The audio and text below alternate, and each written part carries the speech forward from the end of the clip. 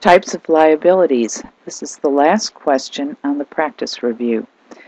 There are different types of liabilities. A, definitely determinable liabilities means they're measurable, meaning you can come up with an amount, and you usually set it up by contract or statute.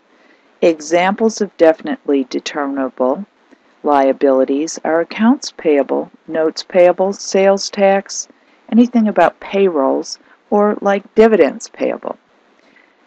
The second type is an estimated liability. An estimated liability is usually set up in an adjusting journal entry where we accrue or we estimate the amount of income taxes or property taxes or estimated warranty work. So that's an estimate or estimated liability. C, a commitment means it's probable and we can estimate it. Now there's no journal entry, you just make a footnote. So a contingency would be something like a lawsuit or if you guarantee a loan. And then finally a commitment. Commitment is a legal contract or an obligation. Again, there's no entry, you just make a footnote to the financial statements. So an example of a commitment would be like an operating lease, where we've signed the lease, we've agreed to occupy the space and pay the rent, but we don't make any entry for that commitment until such time as I pay the rent. So those are the different definitions of all those different types of liabilities.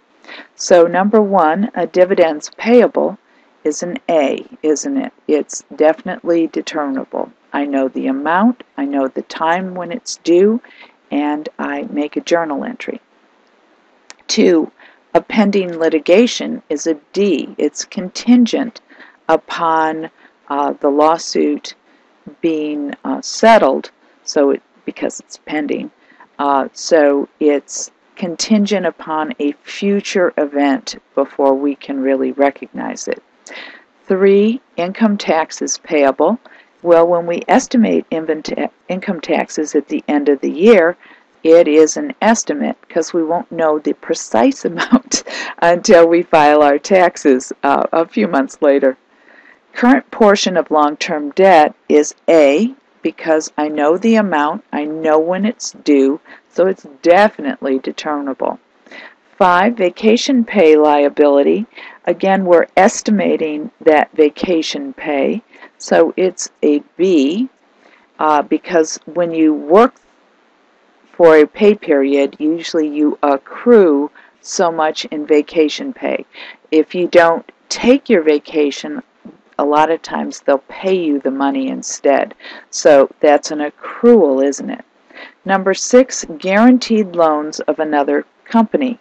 Now, guaranteed loans of another company are a contingent liability because we don't have to pay unless the other company defaults. So we're guaranteeing and again waiting for a future event to really lock down what's going to happen. And number 7, purchase agreement is a commitment because we've signed a preferred purchaser agreement with one of our suppliers, but we have yet to purchase from them, which is when we would make those entries. So a purchase agreement is a commitment. It's a legal contract or an obligation, but there's no entry. So I hope you've enjoyed this review, and all the best in your studies and on the exam. I'd like to see pretty ones, please. Thank you.